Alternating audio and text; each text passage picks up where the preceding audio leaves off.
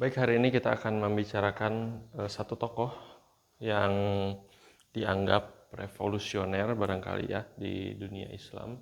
Ada satu pemikir yang namanya itu Abid Al-Jabiri.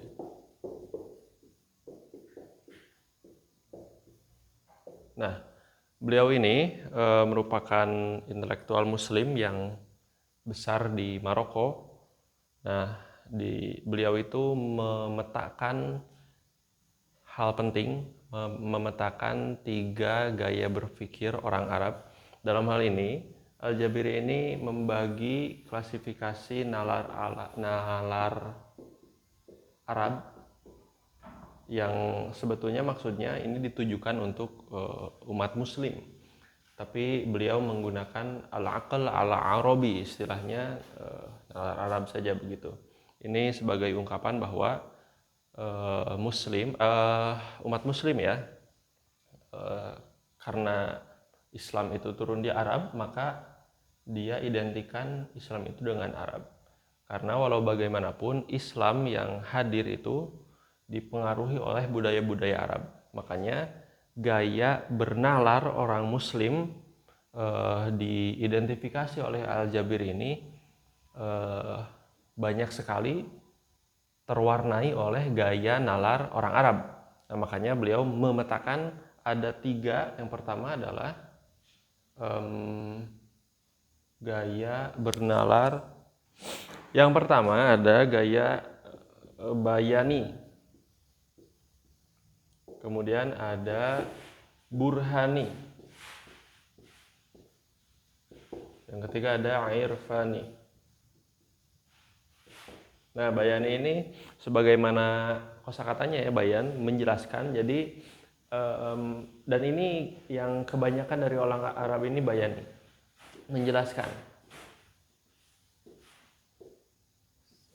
Jadi setiap yang turun kepada mereka, setiap yang datang kepada orang Arab itu sering diartikan atau sering dipahami dengan gaya berpikir bayani. Menjelaskan saja. Kalau ada satu teks, ya sebagaimana teks itu, maka dia tidak akan keluar dari teks itu. Nah, dan kekurangan bayani ini, kata Abid Al-Jabiri adalah, ini cenderung tekstualistik. Artinya, jika di zaman tersebut diperintahkan A, maka seterusnya orang-orang yang memiliki gaya bernalar bayan ini sampai kapanpun dia akan memahami hal tersebut sebagai A. Dia tidak akan berkembang, tidak bisa berkreativitas barangkali ya. Itu kekurangan bayani. Kemudian burhani.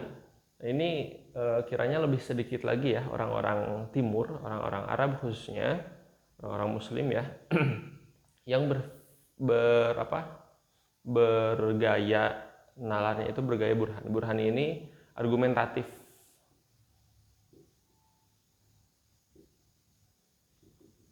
Jadi setiap yang diterimanya itu mereka nyatakan dengan bukti-bukti nyata, bukti-bukti rasional yang lebih memuaskan barangkali. Kemudian irfani, kalau irfani ini sifatnya lebih sofistik, ya lebih majis begitu. Karena memang di kita ya, di umat Muslim itu ya ada juga golongan orang-orang yang gaya berpikirnya ya irfani begitu. Jadi dia mengandalkan spiritualitas untuk memahami teks.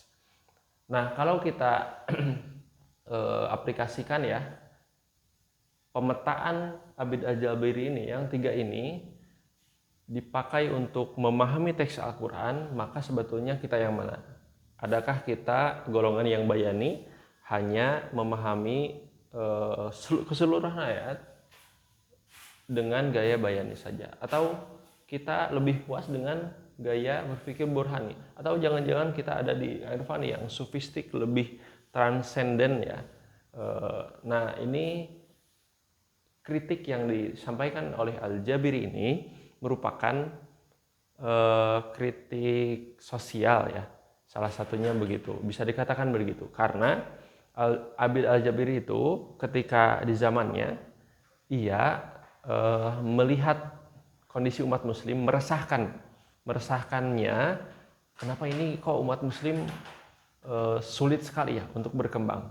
Beda dengan umat-umat yang lain begitu. Maka dia memetakan ini nalar-nalar orang Islam, orang Muslim, ada yang Bayani, Burhan, dan Irfani. Dan sebetulnya jika kita menempatkan gaya nalar ini dengan bijak di beberapa ayat Al-Quran atau dalil-dalil hadis, itu ya bisa bagus-bagus saja, asalkan kita bisa tepat dalam menempatkan setiap dalil dan mencocokkannya dengan nalar-nalar ini.